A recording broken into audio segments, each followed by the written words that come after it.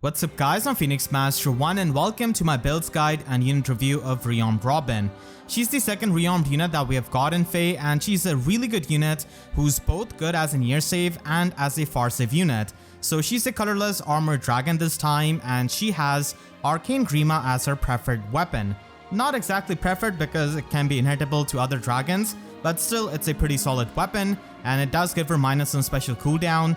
And she can get +5 to all of her stats with this weapon, and also gets a guaranteed follow-up attack. So the guaranteed follow-up attack almost acts like a pseudo partial null follow-up with her high speed because she can bypass the follow-up negation effects. And this is really good with Hardy Fighter because Hardy Fighter has the defensive half of null follow-up. So in a way, with this weapon and Hardy Fighter, she's able to pretty much have a full null follow-up. This weapon also gives her 15% true damage based on her attack stat, and finally can restore 7 HP to her after the combat. So Grima does have a super boon in her attack, so this can definitely be pretty nice to get a lot of one-shots, and the HP healing is going to be helping her be a more self-sustaining tank instead of running any kind of healing sacred seal like Mystic Boost for example, or even running healing special. So this weapon does synergize really well with her, especially when you consider that she has got an excellent slot A skill in Dragon Hide. So this has got Sylvalan Shield built into it, which means that it neutralizes any kind of armor effective damage. And this is a huge thing as we have seen on Brave Hector and also Ascended Idun. So as a save tank, having this kind of armor weakness immunity is going to be really helpful in matchups against Brave Erica, against Duochrome, and so many other armor effective units that you will have to face. And then the skill also provides minus a debuff on foe during the combat, and also provides her with +1 special cooldown charge per attack. So the -8 debuff to all stats of the opponent is a huge stat swing. Even though she doesn't have the highest raw bulk, this kind of in-combat debuff is going to be helping her tremendously tank a lot of enemies. And the special cooldown charge pretty much means that she can spam 2 cooldown specials like Bonfire for example, if you decide to run that. And if you're going to be running damage reduction specials like Pavis or Aegis, then even if she gets doubled, she's able to have the special charged up if she gets doubled. So that is going to be extremely good for the survival, so you don't have to run any kind of Red Sacred Seal on her to get the special acceleration. A lot of dragons can use Arcane Grima, but with this preferred slot A skill, she just takes it to the next level when it comes to tanking as a save tank. And when we talk about her stats, her attack and speed are definitely not something that you see often on an armor unit. She's got base 44 speed, which is extremely high, and also base 41 attack. So by having these higher offenses, she's definitely going to be sacrificing some bulk. So her HP is not the highest for an armor unit, and she also doesn't have the highest raw bulk. But keep in mind that she's basically going to be able to get the -8 debuff on the opponents with her slot A skill, and also the +5 to all of the stats with her weapon. So her bulk is definitely going to be a lot better in practice than what it appears to be on the surface level, just with these raw stats. And she also has Hardy Fighter to go along with her kit, which can pre-charge Pavis. So Hardy Fighter is extremely good with defensive specials like Pavis and Aegis because you can pre-charge it, and it can also boost up the damage reduction that you can get. So just as a quick recap of Hardy Fighter, it does have partial null follow-up built into it, which means that you're able to stop the auto follow-up attacks of the enemies, which is extremely good. And it pretty much has shield pulse built into it with its pre-charging and the 5 flat damage reduction. And finally, and the most important thing for armor tanks, is going to be the damage reduction they get out of this. So they're going to be getting 75% damage reduction with Aegis and Pavis, and that's pretty much what Grima is getting. Now keep in mind that these defensive specials are not going to be pierced by Deadeye or Lethality.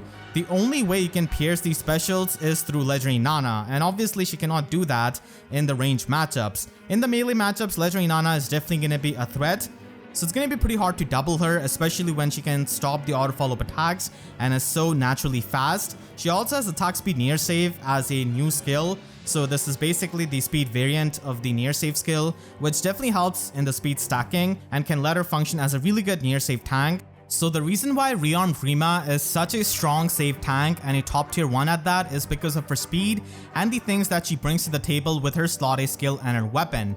So having this high of a speed means that even the fastest threats in the metagame are not going to be able to double you, and that's a huge thing as a near save tank because you're going to be facing Brave Selifs, you're going to be facing Brave Ericas, And that's something that not a lot of near safe tanks can do. And her one-shot potential is also really good against those foes, but mainly when it comes to the tanking, denying the follow-up attacks of fast units like Brave Seliph is extremely important. Even a Dragon Slayer like Brave Alm is not going to be able to double her. And of course, Brave Erika doesn't really get the armor effective damage against her, so she functions as a really good near safe tank, and in my opinion, she's pretty much the best near safe tank in the game right now. And there's also the fact that there's a lot of null follow-up in the game, and we even have a Sacred Seal of it now, and many top tier units pretty much have it built into their preferred weapon or preferred skill. So a lot of other safe tanks are going to be struggling against that when they're slow, but because Rearmed Robin is just so fast, she doesn't really care about any kind of null follow-up effect. And her top tier speed is also going to be helping her not get swept by the water sweep effects or the conditional fire sweep effects. So when it comes to far safe tanking, she's pretty much going to be in the tier of Brave Hector and Ascended Idun because of the Sylvalan shield built into her slot A skill. And this allows her to have a much better matchup against Duocrom, who has an armor effective weapon compared to a lot of the other far safe tanks. And that is going to be the benchmark matchup for a lot of far safe tanks, because Duocrom is so common in Aether Raids defense and Summoner Duels that as a meta far safe tank, you need to prepare to tank him. And that's why Hardy Fighter and Aegis is such a good combo, because it prevents you from getting pierced by Deadeye and Lethality. And on top of that, Robin is not exactly weak to that kind of weapon. And a lot of ranged threats can get really fast many times, like Duo Dagger and Legendary Alm. And speaking of Legendary Alm, a lot of people have been running Water Sweep and Null Follow-Up on him, so Grima being really fast means that you can even deny follow-up attacks from Legendary Alm and not get swept by Water Sweep or get swept by the melee sweep of Summer Lin, who recently got a Weapon Refine and who's a really good armor slayer. And even against the dragon effective damage of Deidra and Julia, because she's just so fast, she's able to tank them, and that is something really incredible which a lot of slower dragon tanks cannot do, because Deidra just hits so hard that it's really hard for dragon units to survive that. And I would know a thing or two about that because I use Ascended Idun so much. So the fact that when I was testing Rearmed Robin just tanking Legendary Deidra was definitely quite surprising, and it just goes to show you that she can function as a really good far safe tank. So those were pretty much her strengths and how she can function as a really good unit.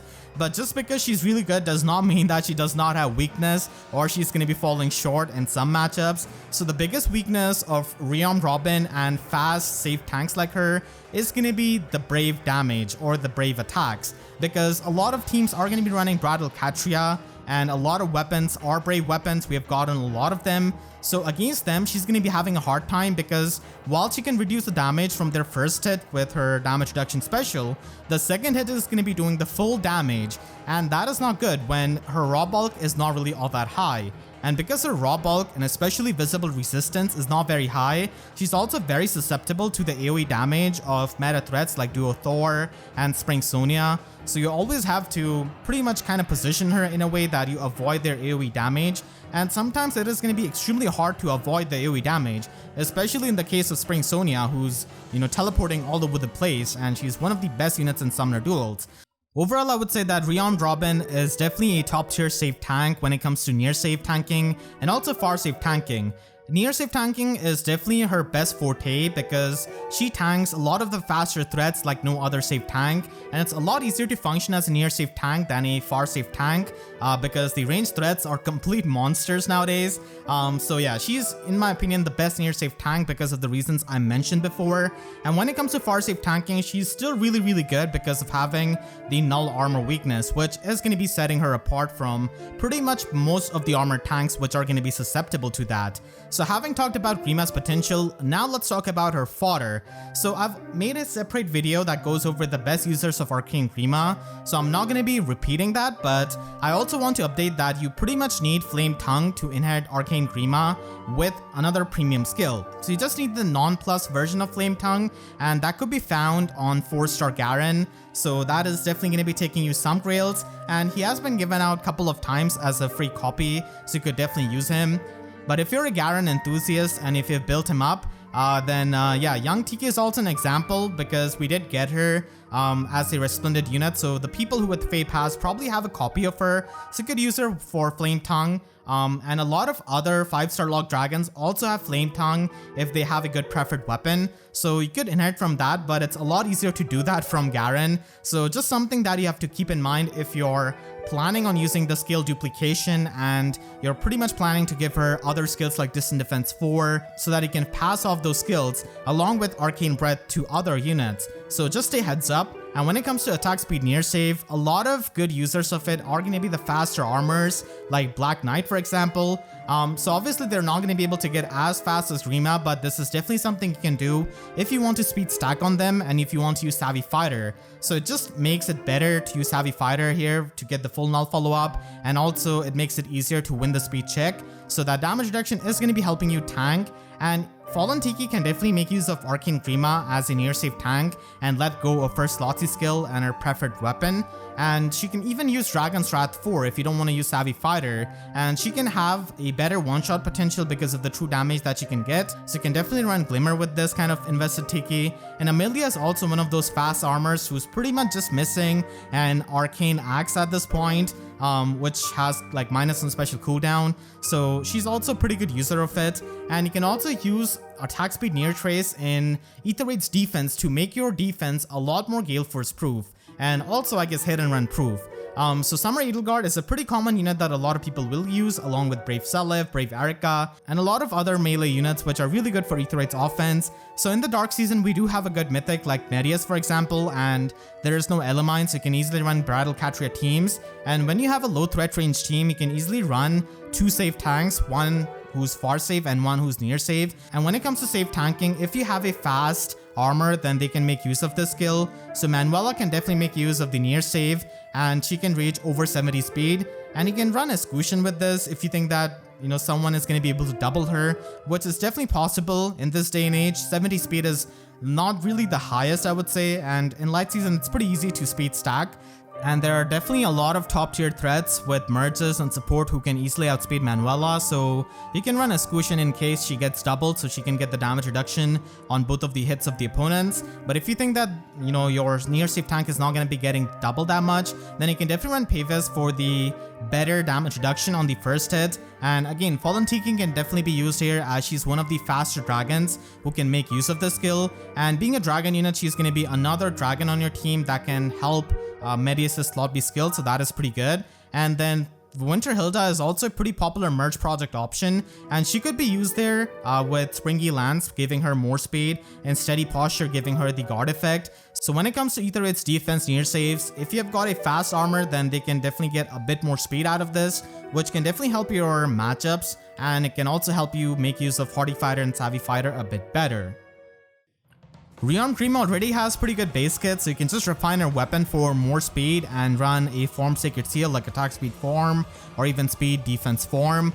And if you're going to be running a non-damage reduction special, then running Savvy Fighter is going to be pretty helpful to get that full null follow-up. And you can also just get the damage reduction out of it. It's of course not going to be as much as you can get with Hardy Fighter and Pavis, but it does give you a better one-shot potential with her special acceleration and bonfire, which is going to be doing quite a lot of damage. So that is definitely an alternate build that you can do on near save Grima if you've invested a bit more into her. And she can definitely use the special acceleration to good effect to pretty much trigger 2 cooldown specials like bonfire. Aether Raids defense and Summoner Duels are going to be the 2 game modes where save tanks are used most. So let's talk about Aether Raids offense. So here, like I said, she's going to be one of the best near save tanks because she's going to be able to reach like 80 plus speed, and it's so easy to speed stack in the light season. So you can easily run her with this kind of build, which is really budget. And you can even give her more support like Kaden, for example, because she does not have access to guard effect. So in case she's facing some kind of brave opponent who triggers their special on second hit, the guard effect can definitely be nice. So Kaden is definitely one of the better units that can be used to support her. She can also be used as a far save tank even on a budget, and she's going to be performing really well. Unfortunately, we don't really have any kind of speed far save skill, so you will have to run attack resistance far save or defense resistance far save. Any of those options are going to be good, and you can just run distant counter dragon sacred seal. And with the special acceleration that she can get from her weapon, even when she gets doubled, she's going to be able to trigger Aegis. And you can also run her in Aether Raids defense as your near safe tank. You can also run her as your far safe tank, but keep in mind that on the opponent's first turn, your unit is not going to be having their Hardy Fighter pre-charged, so they can still go in and kill with someone like Lethality Yuri. So by having counter control on your team with Medius is going to be helping you with that. So she can also work as a far safe tank there, but near safe tank also works by reaching this high of a speed. Even though she's going to be pretty good in Aether Raids offense, both as a near safe tank and as a far safe tank, you can still provide her some support so that she can function even better. Like I mentioned before, Kaden is a pretty good teammate with her because she lacks the guard effect, so getting the drive guard from Kaden or any kind of Tannin Baton healer is always going to be helpful, because keep in mind that you're going to be facing Brattlecatria teams which do have the Brave effect. So they are going to be able to hit Grima pretty hard on the Brave hit, and that is pretty much one of her weaknesses. So you can try and reduce that weakness by giving her some support, by giving her more stats, and you can even run her with a lot of Dragon Dancers like Fallen Ninian for example, who can just ruse the enemy with her ruse stance and also provide her with double Ward Dragon support. So Ward Dragon is a Sacred Seal that you can run, and you can also provide her the support with rain skills or distant guard with other allies. So that is always something that you should be doing with the safe tanks. So it's pretty easy to provide the support to these safe tanks because they can just prevent your allies from getting sniped. So in Summoner Duels, far safe is going to be a lot more important because we do have a lot, scary range threats. Near safe can definitely work. For example, right now in this week, we have a map where you can easily run a lot of Cavaliers and people are seeing a lot of Brave Seliph, so she can work as a near safe tank for sure. But generally speaking, people do prefer having a far safe tank on their Summoner Duels team, and she can easily run that with Distant Counter Dragon Sacred Seal. But again, watch out for the AoE units, and if possible, try to ban them in Summoner Duels S, as Duo Thor and Spring Sonia are pretty much the top ones, and you can easily run Aegis to get that damage reduction. When it comes to far safe tanking, you should absolutely be running a defensive special because Lethality Deadeye is going to be a threat that they are going to be facing. So do not run her with some damaging special or anything like that. She already comes with Hardy Fighter, so all you need to do is just give her Aegis.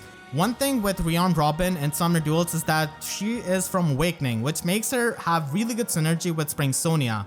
So you can actually run a Miracle Rearmed Robin, and for those of you who play at higher ranks, you have probably seen Valentine Lucina with Miracle build, and this is pretty much the same thing but a bit better because she doesn't have the armor weakness like Valentine Lucina, and she also doesn't have the weapon strangle disadvantage to Duochrome. So Miracle is going to be making her even more annoying for your opponents, and this is something that could help you against Brave Heads, for example, against Catria Ball teams. And Brattlecatria is definitely one of the threats that we're going to be facing, so by running her with a Miracle build and by pre-charging her Miracle with Spring Sonia's Harmonic button, it is definitely going to be making it pretty annoying for your opponent. And it's not really all that hard to run because it's not like Spring Sonia is a unit that is going to be taking you a lot to slot in. She's like one of the best Summoner Duels units, so both of them go pretty well in a team and you can easily run them. And again, Brattlecatria teams, the Brave effects and the AoE specials are going to be the bane of her existence. And because AoE specials are going to be pretty annoying at high investment, you can actually run her with Dragon Wall. Now, pretty much, Dragon Wall helps you against the AoE specials and also against the Brave hits because you're going to be getting that 40% damage reduction even on their Brave hit. And you can actually pre-charge her Aegis by using Duochrome, Asker together, or by using Spring Sonia again. So Spring Sonia is one of her best teammates, and at this kind of max investment, you can actually try and kind of fix her weakness by giving her the Resistance Refine and by running Dragon Wall. So this is something that you can do. Obviously, it is not going to be giving you the 75% damage reduction like it does with Hardy Fighter, but it does provide you with two different sources of damage reduction and kind of helps her tackle those weaknesses that she has got. So if you're a big Robin enthusiast, then this is definitely something you can do at high or max investment. These builds for Summoner Duels go from standard to spicy, but one of the weaknesses which is going to be a lot harder to tackle is going to be her weakness to Even Pulse Tai. So if you run her with Hardy Fighter, then you are going to be pre-charging her special and her HP is not the highest. So even some dancers can stack up HP like Legendary Ninian, Raphael, and easily run Even Pulse Tai and pulse her down. The latter two builds are going to be a lot less susceptible to that because you kind of control the pre-charging of her special with Spring Sonia's Harmonic button, but then again the opponent can kind kind of rush you down and force to use that so that you can have the defensive special up.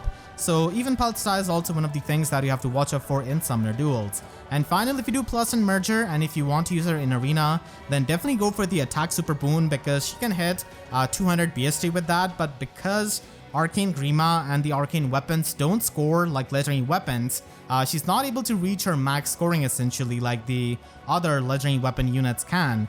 But still you can run 300 SP slot B skill like Dragon's Wrath and run 300 SP Sacred Seal, Distant Counter, and you can just reach like 205 BST with her in terms of scoring, which is actually not that bad. And Blue Flame is the special that you can run, and you can actually retaliate back with it because of the special acceleration that she gets from her weapon. So that's something a lot of armor units cannot, and you can definitely just run her as a far safe tank.